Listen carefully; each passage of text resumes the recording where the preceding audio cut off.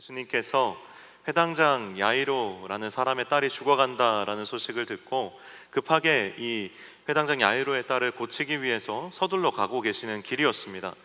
예수님께서 이미 많은 사람들의 병을 고치시고 귀신을 내어 쫓으신 전적이 있기 때문에 사람들의 관심이 온통 예수님께로 향해 있었습니다. 그러다 보니까 마치 연예인이 공항에 들어온 것처럼, 우리 축구 대표팀이 공항에 들어온 것처럼 이 사람들이 예수님 얼굴을 한번 보려고, 그리고 예수님의 어떻게 손이라도 한번 잡아보려고 난리도 아니었던 것이죠. 여러 사람이 예수님의 그 급한 발걸음을 따라가면서 밀고 당기고 서로 부딪히고, 정말 그런 혼란스러운 상황 속에서 갑자기 예수님께서 길을 멈추십니다. 그리고 그 상황 속에서 말씀하시기를, 누가 내 옷에 손을 대었느냐? 라고 말씀하시는 거예요. 제자들이 굉장히 당황을 했습니다.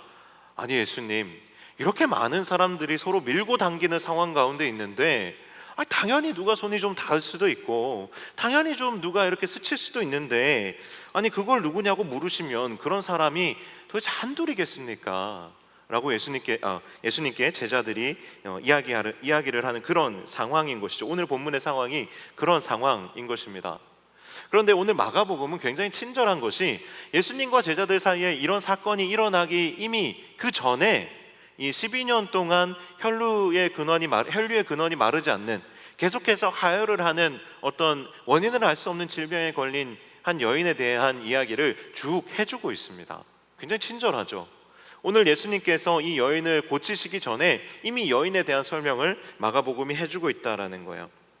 이 여인은 이 혈류증이라는 하혈을 하는 질병에 걸려서 12년 동안 너무나도 괴로운 인생을 보냈습니다. 고치려고 여러 의원을 찾아다녔지만 이 여러 의원을 찾아다니는 것이 다 소용이 없었고, 자신의 모든 물질을 소진했을 뿐만 아니라 오히려 그 병이 더 중해졌다라는 거예요. 내가 병원을 계속 다니는데 오히려 병이 더 악화되고 있는 상황인 겁니다. 이런 이 여인의 이 딱한 사정에 대해서 오늘 본문은 이야기하고 있고요. 그런 여인이 예수님에 대한 소문을 듣고 그 여인이 마음속으로 이런 생각을 했다고 오늘 본문은 기록합니다. 내가 그의 옷에만 손을 대어도 구원을 받으리라. 그리고 이 생각을 그대로 실천에 옮겼고 사람들 틈에 몰래 파고들어서 어렵사리 예수님의 옷에 손을 댔습니다. 그랬더니 어떤 일이 일어났죠? 곧 그 혈류의 근원이 말랐다. 스스로 깨닫기를, 내가 다 나았구나 라고 깨달아졌다라는 겁니다. 마치 거짓말처럼 깨끗하게 나았습니다. 그런데 재미있는 것은 이 여인이 회복이 되었다, 여인에게 기적이 일어났다, 사람으로서는 도저히 할 수 없는 이 기적이 일어났다라는 그 사실에 대해서 딱 두 사람만 알아요. 그 수없이 많은 사람들 중에 이 여인과 예수님, 이 단 둘만 이 사실에 대해서 알고 있습니다. 어떻게 이런 일들이 일어날 수 있었을까? 어떻게 아무도 모르게 이 두 사람만 알도록 이렇게 신비한 기적이 일어날 수 있었을까? 여러분은 오늘 이 본문을 오늘 처음 읽어보시는 분도 계시겠지만, 이 본문의 내용들을 쭉 읽어가시는 동안에 어떤 구절이 여러분의 마음에 좀 와닿으세요? 저는 오늘 이 본문을 묵상하면서 사실 5장 30절 말씀이 제일 제 마음에 와닿습니다.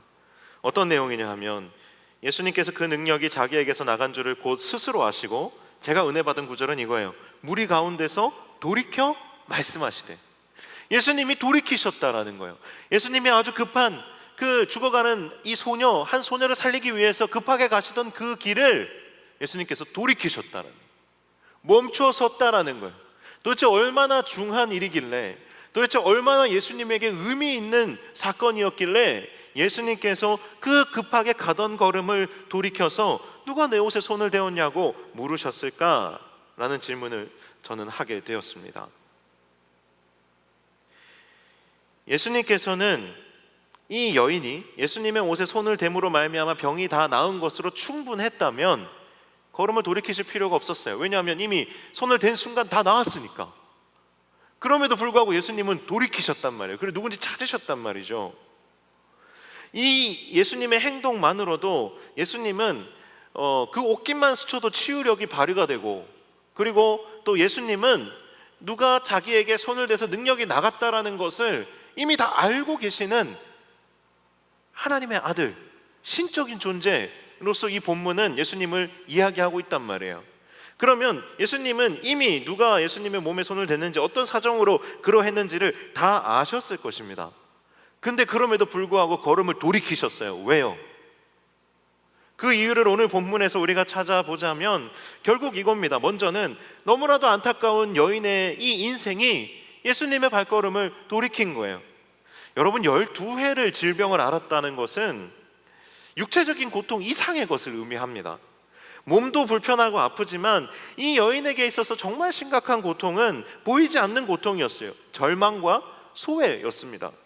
여러분, 12라는 숫자는 그냥 단순히 숫자 그 이상의 의미를 가지고 있습니다. 12는 성경에서 완전수죠. 영원하다는 의미도 가지고 있고, 그리고 완전하다는 의미도 가지고 있는데, 어떤 의사를 만나도 당시의 의술로서는 도저히 고칠 수 없는 병이었고, 12회 12회를 지나는 동안에 오히려 더 심각해졌고, 그러다 보니까 이 질병이 영원할 것 같은 거예요. 절망하겠죠. 이 처지에 완전히 절망해버리지 않을 수가 없는 그런 상황이었다라는 것이에요. 그리고 당시의 유대의 율법에 따르면 이 몸에서 하혈이 그치지 않으면 하나님 앞에 나올 수 없고요, 하나님의 백성들의 그 사이에서 살 수도 없었어요. 그래서 집 밖에서 가족들과 떨어져서 생활을 했어야 했고요, 예수님 당시에도 이 율법에 따르면 성 안에서 살 수가 없었습니다. 그래서 가족들과 떨어진 채로 공동체와 분리되어 있는 상태로 살아야 했던 것이에요. 아마 12회를 이미 이렇게 살았기 때문에 분명히 남편으로부터도 버림을 받았을 것입니다. 홀로 생계를 유지할 수단이 없어요. 그저 성 안팎을 드나드는 사람들에게 구걸하면서 간신히 하루하루를 연명해야 하는 것이 이 여인의 인생이었을 거예요. 이 여인의 어떠한 잘못 때문이 아니에요. 이 여인이 가지고 있었던 이 질병, 자기의 어떠한 선택과도 상관이 없는 이 육체적인 문제로 인해서 이 여인은 완전히 절망해 있었고, 그리고 또한 완전히 소외되어 있었던 것입니다. 제가 어렸을 때 이 본문을 읽고 이 여인의 인생을 접할 때는 그냥 진짜 힘들었겠다, 진짜 아팠겠다, 진짜 어떻게 이런 사람이 있을까, 이 정도 생각을 했다면, 사람은 그런 얘기를 하잖아요. 사람은 배운 만큼 보이고 또 살아온 만큼 느낀다는 말이 있죠. 제가 딸을 낳고 딸을 키우면서 이 본문을 다시 보니까 제 가슴이 너무 먹먹한 거예요. 어떻게 한 여자의 인생이, 한 사람의 인생이 이렇게 먹먹할 수가 있는가? 어떻게 특별히 내가 잘못했기 때문이 아닌데 어떻게 이렇게 고통스러운 삶을 살 수가 있는가? 12회를 어떻게 오롯이 누구 하나 위로해주는 사람 없이 죄책감의 멍에를 지고 그렇게 살아갈 수밖에 없었을까? 최선을 다했지만 아무것도 손에 잡히는 것이 없는 그러한 삶을 12년 동안이나, 오히려 더 심각해지는 삶을 살아간 이 여인의 삶을 보면서 저는 이 본문의 묵상하는 중에 제 인생에서 가장 먹먹했던 순간, 성경을 보면서 이렇게 먹먹했던 순간이 없었어요. 어떻게 이런 사람이 있을 수 있을까? 한 여인의 인생이 어쩌면 이토록 무너질 수 있을까? 그런데 예수님께서 이 여인을 향하여 발걸음을 돌이키셨다라는 이 한 구절이 예수님이 어떤 분이신가를 저에게 보여주더라고요. 예수님이 어떤 분이신가를 보여주더라고요. 오늘 본문에 예수님은 이토록 고통받는 소외된 사람을 향해서 발걸음을 돌이키는 분이시라는 거예요.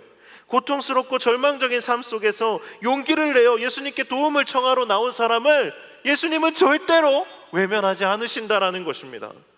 예수님께는 이미 죽음을 앞둔 회당장의 딸 12살 소녀가 있었어요. 그를 구하러 가야 되는 상황이었지만 예수님에게는 지금 살아가는 삶이 지옥인 이 여인, 이 한 사람이 그 소녀보다 어쩌면 더 중요했던 것이죠. 회당장의 딸로서 태어나서 당시 유대인의 존경받는 아버지를 두고, 그리고 유복한 가정에서 사랑받으며 12년을 보낸 그 딸이 죽는 것도 딱하고 아픈 일이고 예수님이 가셔야 하는 일이었지만, 12년 동안 이미 지옥을 경험하면서 살아가고 있는 이 한 여인에게 예수님은 그 발걸음을 멈추지 않을 수 없었다라는 거예요. 그런데 여러분, 우리의 삶을 한번 돌아봅시다. 누가 12의 혈류증을 앓은 여인입니까? 이 시대는 너무나도 빠르게 발전하고 있죠. 세상이 너무나도 빠르게 좋아지고 있어요. 그런데 여러분의 삶은 어떻습니까? 이 너무나도 빠르게 변화되는 세상 속에서 여러분은 더 따라가기 어려운 그러한 마음을 느끼지 않습니까? 단순히 그냥 나이 많으신 어르신들의 이야기가 아니죠. 스마트폰을 어떻게 쓰는지 모르고 또 내가 전철을 어떻게 타는지 모르고 그런 문제를 뛰어넘는 것이죠. 젊은 우리도 이 시대의 변화를 따라가는 것이 너무나도 힘들죠. 이 시대가 요구하는 것을 다 채워내기가 너무나도 힘들죠. 우리도 절망적으로 살아갑니다. 이 시대의 속도를 따라가지 못하면 우리도 다 소외된다는 말이에요. 그렇지 않아요? 이 시대의 유행을 따라가지 못하면 소외되고, 내 나이대에 해야 될 것들을 다 해내지 못하면 나 또한 뒤처지는 느낌을 받고 소외된다고요. 누가 혈류증 걸린 여인입니까? 이 시대의 절망을 누가 가지고 있습니까? 이 시대의 소외감을 누가 느낍니까? 우리 모두가 사실은 이 외로움과 절망감을 다 가지고 살아가는 이 시대의 혈류증 여인들이 다 이 시대를 살아가는 사람들의 모습 아닙니까? 내가 혈류증 여인처럼 되지 않기 위해서 살아가는 것이 오늘 우리의 삶의 모습이라는 겁니다.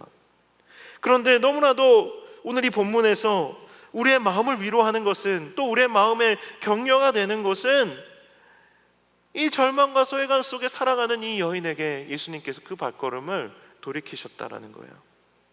그리고 그 마음속에 그 여인을 바라보고 불타는 긍휼함을 외면하지 못하시고 이렇게 말씀하십니다. 딸아, 내 믿음이 너를 구원하였으니 평안히 가라. 내 병에서 놓여서 건강할지어다. 딸아, 내 믿음이 너를 구원하였으니 평안히 가라. 내 병에서 놓여서 건강할지어다. 예수님은요, 그 여인을 향해서 어디 더러운 손을 나에게 갖다 대느냐, 부정하고 더러운 손을 당장 치워라 라고 말씀하시는 것이 아니라, 예수님께서는 사랑하는 내 딸아, 평안히 갈지어다. 병에서 놓여 건강할지어다. 예수님 말씀해 주시는 것이죠. 여기에 또 한 가지 예수님의 발걸음을 돌이킨 요인이 있습니다. 그것은 바로 이 여인의 믿음이라는 것입니다. 예수님께서 이렇게 말씀하셨죠. 내 믿음이 너를 구원하였으니 평안히 가라고 말씀하셨죠. 무엇이 이 여인을 구원했죠? 믿음이 구원했습니다. 무엇이 예수님의 발걸음을 돌이켰죠? 이 여인의 믿음이었던 것입니다. 이 여인의 믿음은 사실 보잘것이 없어요. 이 여인의 믿음은 그냥 소문으로 들은 예수님에 대한 믿음이에요. 예수라는 사람이 하나님의 아들이라고 사람들이 얘기하더라. 예수님이라는 사람이 병을 잘 고친다더라. 귀신도 내어 쫓는다더라. 그냥 들은 소문을 가지고 혹시나 하는 마음으로 오는 정도의 믿음이었다라는 거예요. 겨자씨만한 믿음이라는 것이 있다면 아마 그런 믿음이 이 여인의 믿음이었을 것입니다. 그런데 예수님께서는 이 여인에게 말씀하시기를, 네가 치유된 거 있잖아, 그거 너의 믿음 때문이야 라고 말씀하신다는 거예요. 보잘것없는 이런 믿음이, 여러분 한번 생각해 보세요. 어떻게 보잘것없는 이런 믿음이 세상에 어떠한 의술로도 기술로도 어떠한 물질로도 고칠 수 없는 이 질병을 낫게 했냐라는 거예요. 어떻게 이 작은 믿음이 이렇게 크게 역사하는 능력 있는, 어떤 영향력 있는 것으로 발휘될 수 있냐라는 것이죠. 어떻게 이런 작은 믿음이 우리 안에 있는 절망과 소외를 몰아내고 물리칠 수 있냐라는 것입니다. 그런데 우리가 생각해 보면 사실 믿음이라는 것은 대단한 게 아니에요. 사실 우리가 엘리베이터 탈 때 두려워하면서 탑니까? 불안해하면서 타세요? 이 문이 열리지 않으면 어떡하지? 내가 올라가다가 이 엘리베이터가 뚝 끊어지면 어떡하지? 믿음이라는 것은 별로 대단한 게 아니에요. 엘리베이터에 몸을 실어보는 것, 그 자체가 이미 믿음이죠. 그런데 여러분, 불안한 마음을 가지고 탄다고 합시다. 이거 엘리베이터 이거 끊어지면 어떡하지? 이거 엘리베이터 이거 폭탄이 설치되어 있는 거 아니야? 엘리베이터 문이 열리지 않아서 나 혼자 여기 갇히면 어떡하지? 전기가 나가면 어떡하지? 이런 마음으로 탔다 할지라도 그 엘리베이터에 타기만 하면 내가 원하는 층에 도달하는 것이죠. 작은 믿음이라 할지라도 그 믿음에 나를 실어내기만 하면, 실어드리기만 하면 그 믿음이 역사하는 것이죠. 오늘 이 여인은 작은 믿음을 갖고 있지만 그 믿음에 대해서 자기가 할 수 있는 최선을 다하고 있어요. 제가 이번 주에 읽은 책 중에 이런 이야기가 있었어요. 호랑이가 토끼를 사냥하는 거에 대한 이야기가 있었어요. 호랑이가 토끼를 사냥하는 거. 여러분, 호랑이가 토끼를 사냥하는 게 어려워요? 쉬워요? 쉽잖아요. 쉬운 일이에요. 호랑이가 토끼 사냥하는 거 쉬운 일이라고요. 그런데 그 책에서는 이렇게 이야기하고 있어요. 호랑이는 토끼를 잡을 때에도 최선을 다한다라는 거예요. 이 토끼가 눈치채지 못하도록 그 큰 몸집을 완전히 바짝 납작 엎드려서 정말 숨소리 하나 내지 않고 몸을 웅크리고 다가간 다음에 시속 500km의 속도로 이 토끼를 향해서 자기 몸을 날린다라는 거예요. 이 토끼 한 마리를 잡기 위해서. 그럼 반대로 토끼 입장에서는 어떨까요? 살아남기 위해서 최선을 다한다라는 거죠. 둘 다 최선을 다한다라는 거예요. 이 이야기의 핵심은 둘 다 최선을 다한다라는 거예요. 여러분의 믿음을 평가하지 마세요. 나는 믿음이 커, 나는 믿음이 작아. 상관없어요. 여러분의 작은 믿음이어도 좋으니까 그 믿음에 최선을 다할 때 하나님께서는 그 믿음을 사용하신다라니까요. 여러분, 그렇지 않겠어요? 우리의 믿음의 크기는 우리가 생각하는 것보다 별로 중요하지 않습니다. 그 작은 믿음에 어떻게 최선을 다하느냐가 중요합니다. 이 여인이 어떤 최선을 다했느냐는 한 가지 질문이 필요해요. 이 여인이 어떤 최선을 다했을까? 그것은 왜 예수님께서 누가 내 몸에 손을 댔는지를 찾으셨느냐라는 질문을 해봐야 돼요. 이게 무슨 얘기냐면 예수님께서 이미 누가 손을 댔는지, 왜 손을 댔는지 전능하신 하나님의 차원에서는 알고 계시죠. 그런데 예수님께서 둘러보셨다라니까요.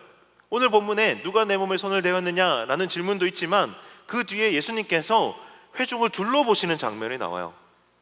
예수님 왜 둘러봤을까요? 예수님이 왜 둘러봐야 하셨을까요? 이유는 딱 한 가지예요. 여인이 숨었기 때문이에요. 여인이 숨었어요. 그러니까 예수님이 찾으셨어야 됐던 거예요. 하나님께서 왜 선악과 따먹고 도망간 이 아담과 하와를 왜 찾으셨겠어요? 아담아 내가 어디 있느냐 왜 찾으셨겠어요? 아담과 하와가 숨었기 때문이에요. 숨는다고 안 찾아지는 것 아니지만 숨었기 때문에 찾으셨다고요. 오늘 이 여인도 숨었어요. 왜 숨었을까요? 이 여인이 예수님의 몸에 손을 댔다라는 부분을 이 원어적인 의미들로 이게 쭉 찾아보면 당시에 유대 랍비들은 옷을 입었는데 옷에 술이 많이 달려 있어요. 술. 그러니까 뭐 알코올이 달려 있다는 뜻이 아니고 그 먼지떨이 같은 술 있죠. 깃털 같은 술 있죠. 그런 술이 달려 있다라는 거예요. 그 술을 아주 크게 달기도 하고 길게 달기도 하는데 그 술이 무엇을 상징하냐면 이 선생님의, 이 랍비의 영적인 권위와 능력을 상징하는 거예요. 그래서 이 술을 만질 수 있는 사람은 없어요. 허락을 받지 않으면 만질 수 없어요. 그리고 가족이나 되어야 만질 수 있을까 말까예요. 허락이 있어야 만질 수 있는 거였어요.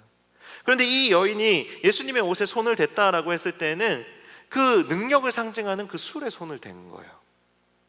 그런데 예수님이 갑자기 가던 길을 돌이키셔서 누가 내 몸에 손을 대었느냐라고 물으시는 순간 이 여인은 자신의 이 잘못이, 자신의 이 무례가 드러날까 봐 두려워서 숨었던 것이죠.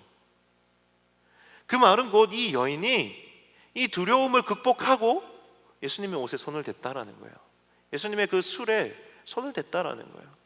이 여인이 돌로 맞아 죽을 각오를 하고 사람들의 비난을 각오하고 그 작은 자기의 믿음에 자신의 전부를 걸었다라는 거예요.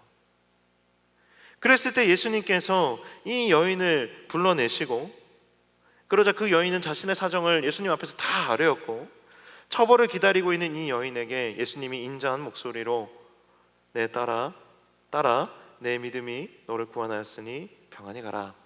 내 병에서 놓여 건강할지어다. 위로의 말씀을 주신 것이죠. 가족이나 되어야 만질 수 있었다고요. 사람들의 비난을 받지 않도록 내 따라라고 말씀해 주셨더라고요. 사랑하는 내 따라 평안히 갈지어다. 두려워하지 말고 평안히 갈지어다. 이제 내 병에서 놓여 건강할지어다. 여러분, 믿음의 고수는 두려움이 없는 사람이 아니에요. 두려움이 없다고 그 사람이 믿음이 좋은 사람인 거 절대 아니에요. 그냥 겉으로 보기에 저 사람이 평정심이 대단하다고 해서 믿음 좋은 사람이 아니에요. 정말 믿음의 고수는 작은 믿음이라 할지라도 그 믿음으로 하나님을 의지하고 예수 그리스도께 아뢰는 사람이 믿음의 고수인 거예요. 그냥 내 마음이 둔하여서 내가 어떤 상황, 어떤 위기, 내가 하나님을 의지하지 않으면 안 되는 상황 가운데도 있음에도 불구하고 영적으로 둔감해서 괜찮은 것처럼 앉아있는 사람이 믿음이 좋은 것이 아니라 불안하고 두려워도 약해도 하나님께 전부를 거는 사람이 믿음이 좋은 사람, 믿음의 고수라고요. 이 여인처럼 작은 믿음이라 할지라도 그 믿음에 최선을 다하는 것이 믿음의 고수입니다. 그래서 누구나 예수님의 몸에 손을 댈 수 있었고 많은 사람들이 예수님의 옷에 손을 대었지만 오직 이 여인만이 치유하심을 입었던 거예요. 그런 상황인 겁니다. 예수님께서 이 여인의 무엇을 위해서 걸음을 멈추고 돌이켜 서셨을까요? 왜 또 이 여인을 찾으셨을까요? 그것은 병이 낫는 것만으로 충분하지 않았기 때문이에요. 우리가 기도할 때 문제가 해결되어지고 그것이 은혜로서 내 안에 다가오게 되면 하나님 정말 감사합니다 하고 감사헌금 한번 하고 잊어버려요. 내가 어떤 은혜를 그 전에 받았었는지 생각이 안 나요. 정리해 두지 않잖아요. 그렇게 잊어버립니다. 그런데 예수님은 이미 병이 다 나은 그 여인에게 예수님 앞에 나오도록 부르십니다. 더 중요한 게 뭐죠? 이 여인에게는 예수님과의 만남이 중요하죠. 예수님과의 만남을 통해서 사랑받는 하나님의 자녀로서 회복되는 것이 더 중요하죠. 예수님은 거기까지 나오기를 원하시는 거예요. 하나님을 만나게 되기를 원하시는 거예요. 거기까지 소개해 주시는 것이, 거기까지 해야 하는 것이 예수님의 사명이었던 거예요. 예수님은 그냥 병만 고쳐주는 것이 자기의 사명이 아니고 이들이 하나님께 돌아오도록 하는 것이, 예수님과 함께 발맞춰 가도록 하는 것이 예수님의 사명이셨기 때문에 이 여인을 끝까지 불러내신 거예요. 여러분, 이 여인의 뒷이야기가 궁금하지 않으세요? 성경에는 안 나와요. 그런데 여러 외경이나 혹은 초대교회 전승을 찾아보면 이 여인의 이름은 베로니카라고 합니다. 그런데 이 베로니카라는 여인은 후에 제자들이 다 예수님을 버리고 도망갔을 때 예수님께서 붙잡히시고 십자가를 지시고 그 골고다의 언덕길을 올라가실 때까지도 예수님의 곁을 도망치지 않고 지켰던 사람 중에 한 사람입니다. 이 여인이 예수님께서 십자가를 지고 골고다를 오르시다가 그 십자가의 무게에 눌려 넘어지셨을 때 그 이마에 땀을 닦아줬던 한 여인이라고 합니다. 베로니카라는 여인입니다. 이것이 성경에 기록되어 있는 것이 아니기 때문에 사실 누군가 만들어낸 이야기일 수도 있지만 우리는 이 이야기 속에서 우리의 신앙이 어떠해야 하는지, 우리가 받는 은혜에 대한 반응이 어떠해야 하는지를 우리는 알 수가 있습니다. 우리의 절망과 우리의 소외를 버려두지 않으셨던, 외면하지 않으셨던 그 예수님, 내 인생에 한 번도 나를 외면하신 적이 없었던 그 예수의 그 은총과 은혜를 여러분은 어떻게 갚으시겠습니까? 예수님과 함께 걷는 것으로, 예수님과 함께 가는 것으로 여러분 그 은혜에 반응하실 수 있기를 축복합니다. 예수님의 만지심을 경험하십시오. 그 은혜를 여러분의 가슴에 담으십시오. 그리고 그 은혜를 흘려버리지 말고 예수와 함께 행진하십시오. 그것이 우리가 이 반환점에서 맥주 감사 주일 은혜를 다시 되새기는 이 시점에서 우리가 해야 될 일일 것입니다.